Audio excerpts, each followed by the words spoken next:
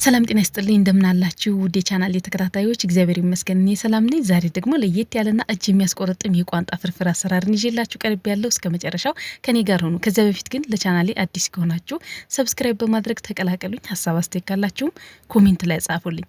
ላይክ እያደረጋችሁ አብራችሁ ሆኑ። ወደ አሰራሩ እንሄዳለን። በዋነኝነት እንግዲህ ማዘጋጀት ያለብን ቋንጣውን ነው። ቋንጣውን ለማዘጋጀት የበሬ ስጋ ተጠቅሜያለሁ። እንደምትመለከቱት የበሬ ስጋውን እንደዚህ በቀጫጭኑ አድርጌ ዘልዝዬ አዘጋጅቼዋለሁ። እኔ እለታዊ ቋንጣ ነው የማዘጋጀው ዛሬ ሰርቼ ለዛሬ የሚደርስ ማለት ነው። እዚህ ጋር ቅመማ ቅመም ኮረሪማ፣ የተፈጨ ኮረሪማ እናደርጋለን።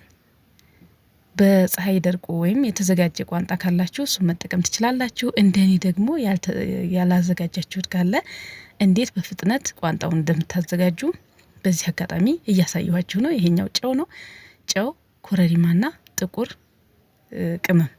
ቅመም ማለት ጥቁር አዝሙድ፣ ዝንጅብልና ነጭ ሽንኩርት አንድ ላይ ያዘጋጀሁት ነው እኔ። እናንተ ጥቁር አዝሙድ ብቻም ካላችሁ ችግር የለውም ይሆናችኋል። ባላችሁ ቅመም ማዘጋጀት ነው። ከዛ በኋላ እንደዚህ ቅመማ ቅመሞቹን ጨምረን አንድ ላይ በደንብ አድርገን ስጋውን እንለውሰውና እናዘጋጀዋለን። በጣም ቀላል ነው። ቋንጣውን ለማዘጋጀት ራሱ ዛሬ አስባችሁት ዛሬ መስራት ትችላላችሁ።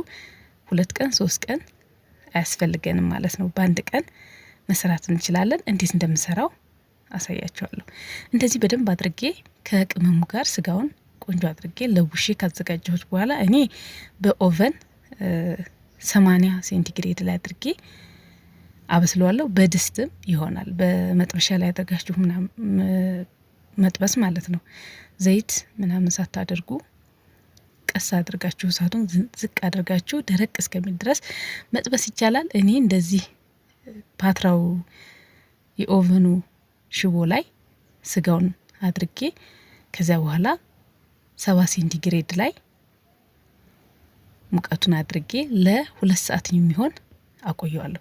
ከዚያ እዚህ ጋር ድቁት የተከተፈ ቀይ ሽንኩርት አለኝ። እንደምትመለከቱት ቀይ ሽንኩርቱን ድቅቅ አድርጌ ከትፌ ካዘጋጀው በኋላ ድስት ላይ በደንብ ውሃው የራሱ ውሃ እስከሚመጥ ድረስ ከድነን እናበስለዋለን። እንደዚህ ከድኜ ውሃው ምጥጥ እስከሚል ድረስ ሽንኩርቱን አበሰልኩት። ከዛ ዘይት እንጨምራለን። የተወሰነ ቅቤ ስለምጨምር መጨረሻ ላይ ዘይት በትንሹ እንጨምራለን። ዘይቱን ጨምሬ በደንብ አድርጌ ያቁላለዋለሁ። ሽንኩርቱ ቀላይ ማለት ነገር እስከሚያመጣ ድረስ ቆንጆ አድርገን እናቁላለዋለን። ሀሳብ አስተያየት ካላችሁ ኮሜንት ላይ ጻፉልኝ። ቪዲዮ ለሌሎች እየደረሰ አይደለምና ላይክ እያደረጋችሁ ቪዲዮ ለሌሎች እንዲደርስ አድርጉ በቅንነት። እንግዲህ እንደምትመለከቱት ዘይቱን ጨምሬ እንደዚህ ቀላ እስከሚል ድረስ ሽንኩርቱን ቆንጆ አድርጌ አቁላላሁት። ከዛ በርበሬ ወይም የበርበሬ ድል ካላችሁ በጣም አሪፍ ነው። እኔ ብትን በርበሬ ነው ያለኝ። በርበሬ ጨምሬ በደንብ የሞቀ ውሃ በትንሽ ጨምር እያደረገው ቆንጆ አድርጌ በርበሬውን አቁላለዋለሁ። እዚህ ላይ እንግዲህ እስከዛሬ ፍርፍር ስንሰራ ቲማቲም እንጠቀማለን። እዚህ የቋንጣ ፍርፍር ስንሰራ ግን ቲማቲም አንጠቀምም። ጣዕሙን የቋንጣውን ጣዕም ያጠፋብናል ማለት ነው። እንግዲህ እኔ አልጨምርም፣ ያው እንደ ሰው እንደ ፍላጎት ይለያያልና።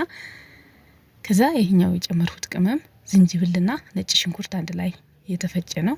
ነጭ ሽንኩርቱ በዛ ዝንጅብሉ አነስ ተደርጎ የሚዘጋጅ እርጥብ ቅመም ነው የጨመርኩት። በደንብ አድርጌ ቆንጆ የቁሌት ሽታ እስከሚያመጣ ድረስ የሞቀ ውሃ በትንሹ ጠብጠብ እያደረገው በርበሬውን ማቁላላቴን እቀጥላለሁ። ከዚያ እዚህ ጋር አሳያችሁ ቋንጣዬ በጣም ቆንጆ ሆኖ ደርቆልኛል። ልክ በፀሐይ እንደደረቀ ነው የሚሆነው። እዚህ ጋር ያው እንዳልኳችሁ ሙቀቱን በጣም መቀነስና ጊዜ ወስዳችሁ ማብሰል ነው። እዩት እንዴት እንደደረቀ። ልክ በፀሐይ እንዳደረቅ ነው ቤት ውስጥ ተሰቅሎ እንደሚደርቅ አይነት ቋንጣ ነው የሆነው። ጣዕሙም በዚያው ልክ ነው። በጣም ቆንጆ ነው። እንግዲህ እንዳልኳችሁ በመጥበሻም መስራት ትችላላችሁ። ቀለል በሚላችሁ መስራት ነው። በፀሐይና ወይ ቤት ላይ ሰቅላችሁ ዋነኛው የቋንጣ አዘገጃጀት ያው በፀሐይ ነው ወይም በጣራ ላይ ተሰቅሎ ነው የሚደርቀው። ግን ደግሞ እንደዚህ በአጭር ጊዜ መስራት ትችላላችሁ። ቁሌቱን ቆንጆ አድርጌ ከሰራሁት በኋላ ቋንጣውን ከመጨመሪያ በፊት ቅቤ ጨምር ያለው እናንተ ከፈለጋችሁ መጨረሻ ላይ ቅቤ መጨመር ትችላላችሁ። እኔ አንድ ላይ ትንሽ እንዲቁላላ ስለፈለገው ቅቤውን ጨምሬ ትንሽ ካቁላላሁት በኋላ ያዘጋጀሁትን ቋንጣ ጨምራለሁ። ብዙ ጊዜ አይወስድብንም። በጣም እንዲበስል ድረስ ሳይሆን ከ10 እስከ 15 ደቂቃ ነው የምናንተከትከው። እንደዚህ ከቁሌቱ ጋር በደንብ አድርጌ አንድ ላይ እንዲዋሃድና ትንሽ እንዲቁላላ ካደረኩ በኋላ ከዛ ውሃ ጨምራለሁ። ትንሽ ውሃ ከለስ እያደረገው ያው መረቅ እንዲኖረው አድርገን ቁሌቱን እንሰራለን። በተለይ ድርቆሽ ከሆነ የምትጨምሩት እንጀራ መረቁ ትንሽ ቀጠን ማለት አለበት፣ ምጥጥ ያለ ድርቅ እንዳይልባችሁ ማለት ነው። ከዛ እንደዚህ ውሃ ጨምሬ ከ10 እስከ 15 ደቂቃ የሚሆን አንተከትከዋለሁ። በመጨረሻ መከለሻ ቅመም ወይም ኮረሪማ ያላችሁን የቅመም አይነት መጠቀም ትችላላችሁ፣ ቁሌቱ ላይ ማለት ነው።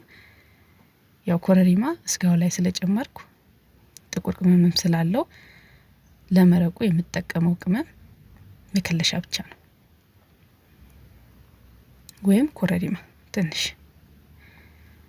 እንደዚህ መከለሻውን ትንሽ ጨምሬ ትንሽ አንድ 5 ደቂቃ የሚሆን አንተከትከዋለሁ። ከዛ ጨው እንጨምራለን።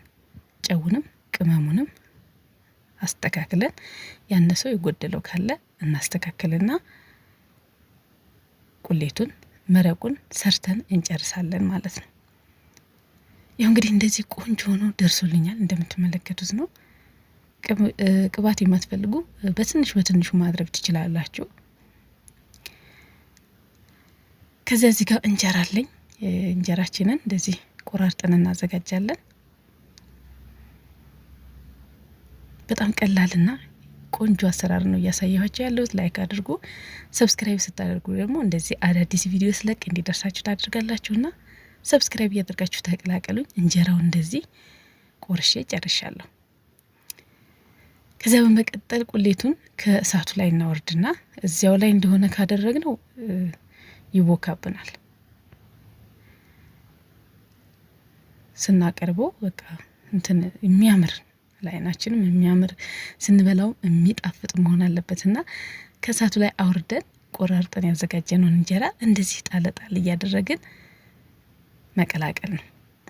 እዚህ ላይም ያው ስናፈረፍረው እንደዚህ ጣልጣል አድርገን ከዛ ትንሽ መጠጥ እንዲል ትንሽ ደቂቃ ሳናማስል ሳንነካካ ትንሽ ብናቆየው አሪፍ ነው። እንግዲህ እኔ ራሴን አሰራር እያስካፈልኳችሁ ነው። ከዛ ቀስ ብዬ እንደዚህ ቀላቀልኩት። እንደምትመለከቱት ይህን ይመስላል። እንደዚህ አድርጌ እንጀራውን አፈርፍሬ ጨርሻለሁ። ከዛ እንግዲህ እኔ ሁልጊዜም ቢሆን ደስ የሚለኝ ፍርፍር በእንጀራ ነው። በዳቦ መብላት ትችላላችሁ። እኔ ግን በእንጀራ ስለፈለገው በእንጀራ እናቀርብና እንመገባለን። በጣም ነው የሚጣፍጠው። እንግዲህ እንደዚህ አድርጌ ቆንጆ አድርጌ አቀርባለሁ ማለት ነው። አይናችን ሁሉ ለሚበላው ይባል ይለ አሳምረን እናቀርባለን፣ እንመገባለን። አያችሁት? እንደምትፈልጉት እንዲሆንላችሁ ከእሳት ላይ አውርዳችሁ እንጀራው ማፈርፈር ይኖርባችኋል። እንደምትመለከቱት እንግዲህ እንደዚህ ቆንጆ አድርጌ አቀራርቤን የተቀቀለ እንቁላል ወይም ቃሪያ መጠቀም ትችላላችሁ።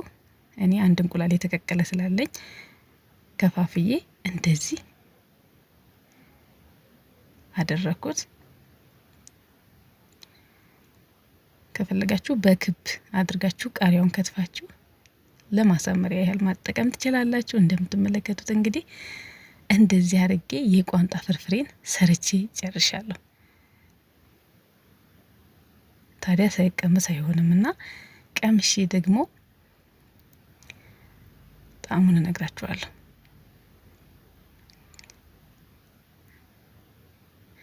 በጣም ነው የሚጣፍጠው። ስለተከታተላችሁኝ ከልብ አድርጌ አመሰግናለሁ። መልካም ጊዜ